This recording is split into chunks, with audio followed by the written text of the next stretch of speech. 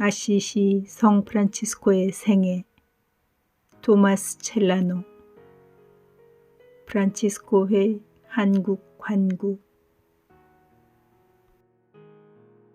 제2생애 제2부. 성인의 특별 신심. 제148장. 하느님 사랑에 관한 말만 들어도 감동을 받음. 성 프란치스코의 특별한 신심들을 간략하게 언급하는 것이 그리 쓸모없는 일도 아닐 것이며 걸맞지 않은 일도 아닐 것이다. 이 사람은 영의 기름 부음 받음을 누리는 자로서 만물에 깊은 믿음을 지녔었지만 그 중에서도 특별한 사물에 대해서 특별한 사랑이 우러나는 것이었다. 그는 대화에서 일상 쓰는 말에 어쩌다 하느님 사랑이라는 말이 들어가면 마음속에서 어떤 변화를 느끼지 않고 들어본 적이 결코 없었다. 하느님의 사랑이라는 말을 듣자마자 그는 마치 밖에서 말하는 사람의 소리의 채가 마음 안에 있는 현을 긁는 듯이 곧 자극을 받아 꿈틀거렸으며 불이 붙었다. 그는 말하였다. 동량을 받고 그 대가로 하느님의 사랑을 주는 것은 숭고한 희사이며 이것을 돈보다도 하찮게 여기는 사람들이야말로 최고의 멍텅구리라고.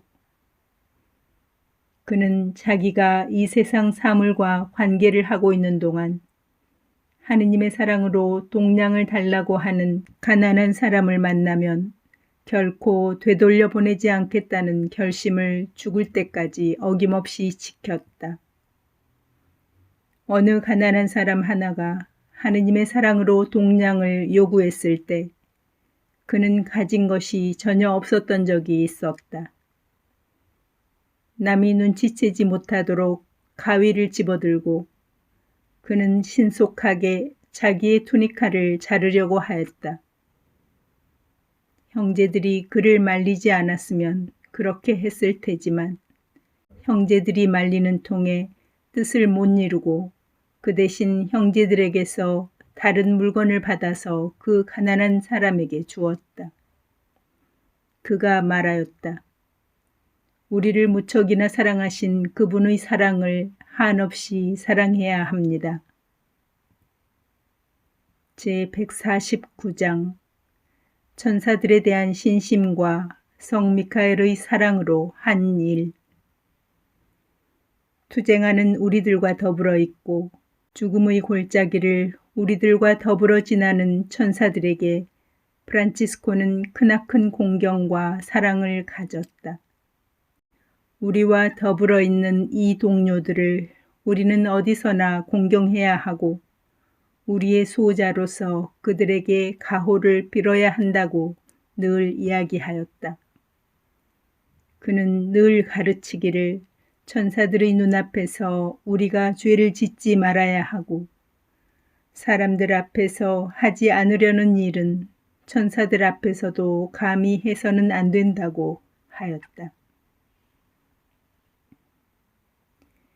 기도실에서는 누구나 천사들이 보는 앞에서 노래를 하게 되어 있으니 할 수 있는 형제들은 누구나 기도실에 함께 모여 정성되이 시편을 노래하기를 그는 바랐다. 복된 미카엘 대천사는 하느님께 영혼들을 바치는 역할을 하는 만큼 다른 천사들보다도 더 특별한 공경을 받아야 한다고 그는 자주 말하였다. 그래서 그는 성모 몽소 승천 축일부터 성 미카엘 대천사 축일까지의 40일간을 대천사를 공경하는 마음으로 단식제를 지켰다. 그가 말하였다. 천사들의 으뜸인 미카엘 대천사를 공경하는 자세로 누구나 하느님께 찬미와 특별한 예물을 드려야 합니다. 제150장. 성모님에 대한 신심. 그리고 형제회를 특별히 성모님께 맡김. 예수님의 어머니에 대해서는 이루 형언할 수 없는 사랑으로 그는 가득하였다. 그것은 성모님께서 엄유하신 주님을 우리의 형제가 되게 하셨기 때문이었다. 그는 특별한 찬미들을 그녀에게 읊었고 기도를 쏟아부었으며 애정을 바쳤고 그것이 너무 많고 훌륭하여 인간의 혀로는 그것들을 헤아릴 수가 없다. 사부님이 그녀를 형제회의 보호자로 삼으신 일은 우리에게 가장 기쁜 일이고 그가 이 세상에 아들들을 고아처럼 버릴 때 그들을 그녀의 날개 밑에 들여보내어 그녀로 하여금 그들을 기르시고 끝까지 보호하시게 하였다. 가난한 자의 보호자시여, 아버지께서 정해두신 때가 올 때까지 우리에게 당신의 보호 직무를 다하소서. 제151장 주님의 성탄에 대한 신심과 성탄 축일에는 어떻게 만물을 대해야 하는가에 대한 원. 그날은 축일 중의 축일이요. 그날에 하느님이 주먹만한 아기가 되어 인간의 젖꼭지에 매달리셨다고 말하며 프란치스코는 아기 예수의 탄생일을 어느 축일보다도 이루 말할 수 없는 기쁨 중에 보냈다.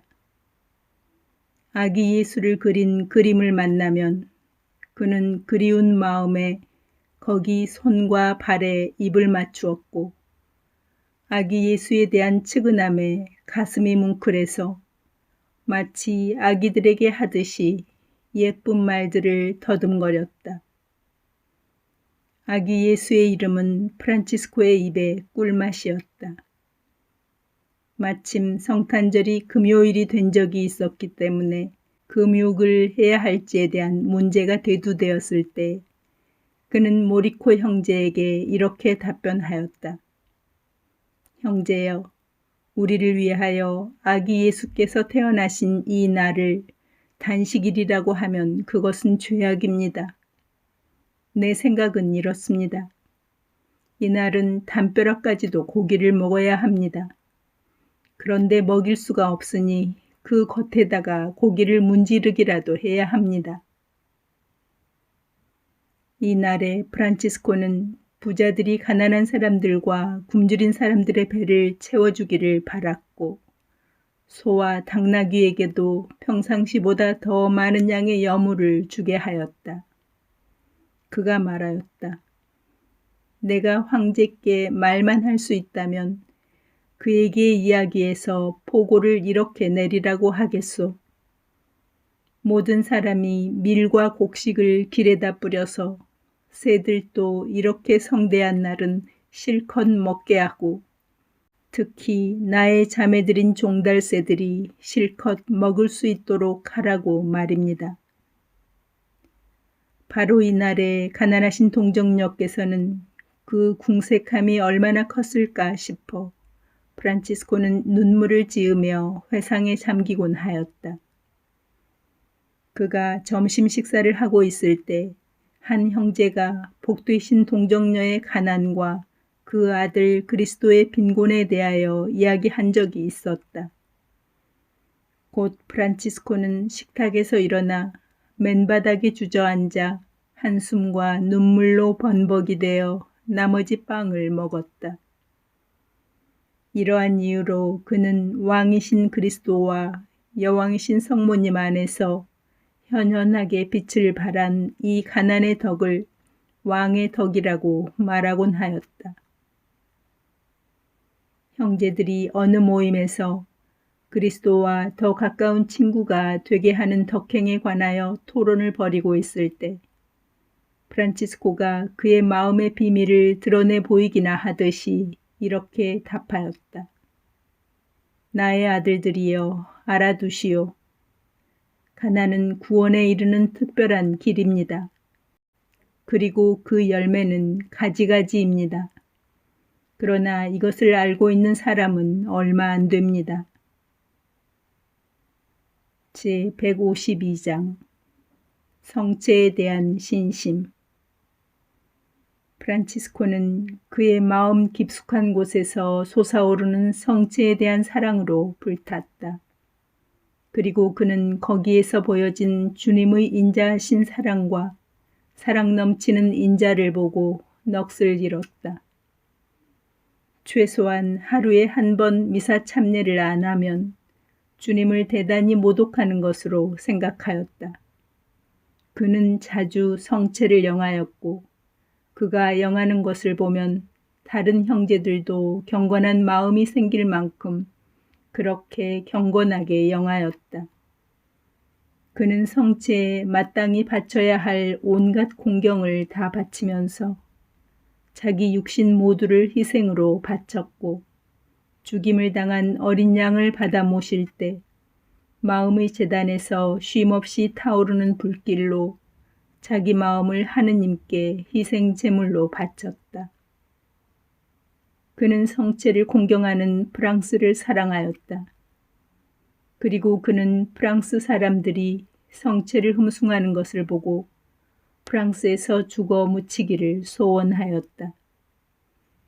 그는 그의 형제들을 보배로운 성읍들을 들리워 파견하기를 원하였으니 이는 도무지 당치 않게 치러진 우리의 속량의 대가를 어디에서나 볼 수 있게 하기 위한 것이었고 또한 그 대가가 적합치 않은 곳에 보관되어 있는 것을 발견하면 그것을 온당한 곳에 모시기 위한 것이었다. 그가 사제들의 손에 크나큰 경의를 표하기를 바란 것은 그들의 손이 하느님으로부터 권한을 받아 빵과 포도주를 성체로 변화시키기 때문이었다.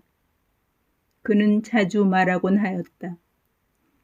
내가 천국에서 온 어떤 성인과 어느 가난한 사제를 한 자리에서 만나는 기회가 생긴다면 나는 먼저 사제에게 어서 가서 경의를 표하고 그의 손에 입을 맞추겠습니다. 그리고 성인에게는 이렇게 말하겠습니다. 기다리십시오, 라우렌시오 성인. 이 사제의 손은 생명의 말씀이신 그분을 만집니다. 이 손은 인간 이상의 거룩함을 지니고 있습니다. 제153장 성인들의 유해와 유품에 대한 신심. 하느님의 사랑을 받은 이 사람은 하느님 흠숭에 가장 큰 열성을 보였다. 그리고 그는 하느님과 관련이 있는 물건은 그것이 무엇이든 그것을 공경하는 데 게을리하지 않았다. 그가 마사 교구에 있는 몬테카셀에 있었을 때 그는 그의 형제들에게 명하였다. 모든 사람에게서 버려져 있는 한 성당에 가서 거룩한 유해와 유품들을 가져다가 형제들이 있는 곳에다 극진히 모셔두라는 것이었다. 그는 마땅히 소중히 하여야 할 유품들이 이미 오랫동안 소중히 여겨지지 않고 있을 때 깊은 신음을 하였다. 그러나 어찌어찌하여 사부님이 다른 곳으로 잠시 가게 되었고 그의 아들들은 사부님의 이 명을 잊고 순명의 공로를 등한시하였다. 어느 날 형제들이 미사를 거행하려고 의례하던 대로 제대에서 제대뿔을 벗겼다. 그러자 제대에서 그들은 매우 아름답고 혼향을 풍기는 유골들을 발견하였다. 그들은 전에 한 번도 거기에서 본 일이 없었던 것을 보고 대단히 놀랐다. 하느님의 성인이 조금 뒤에 와서 유품들에 관한 그의 명이 이행되었는가를 보려고 챙겨 물었다. 이에 형제들이 순명을 등한시한 잘못을 겸손히 고하고 벌과 함께 용서를 빌었다. 이에 성인이 말하였다. 나의 주 하느님께 찬양을 드리십시오. 그분은 여러분이 하여야 할 일들을 당신께서 직접 하셨습니다. 프란치스코의 이 신심을 부지런히 생각하고 하느님께서 한낱 티끌에 불과한 인간을 착하시고 기쁜 마음으로 살피심을 알고 거룩한 순명의 사은의 송가를 부르자 인간이 따르지 않은 그 목소리를 하느님께서 따르셨다. 제154장 십자가에 대한 신심과 숨겨진 신비. 우리 주님의 십자가 외에는 프란치스코가 자랑과 얼마나 거리의 먼지에 관하여 누가 말할 수 있으며 누가 이를 이해할 수 있을까? 이것은 오직 경험할 수 있었던 자에게만 가능하다. 이러한 놀라운 일들은 비록 우리 안에서 어느 정도는 인지된다 할지라도 언어라는 매개로는 만족스럽게 표현될 수 없다. 언어는 세속 일반사로 때가 묻어 있기 때문이다. 그것은 언어로는 설명될 수 있는 성질의 것이 아니어서 아마도 육신에 드러났어야만 했던 것 같다. 그러니 언어가 미치지 못하는 경우에는 침묵이 말하도록 놓아두자. 그 표상이 담고자 하는 표상 자체가 스스로를 큰 소리로 나타내기 때문이다. 오직 인간이 알 수 있는 것은 왜 이러한 신비가 이 성인에게 나타났는지 그 확실한 이유를 알 수 없다는 것뿐이다. 왜냐하면 그분이 이 신비를 약간은 밝혔지만 그 이유와 목적은 미래에 넘겼기 때문이다. 이 신비는 사실대로 밝혀질 것이며 믿을 수 있는 것이 되고 자연과 율법과 은총이 그 증거가 될 것이다.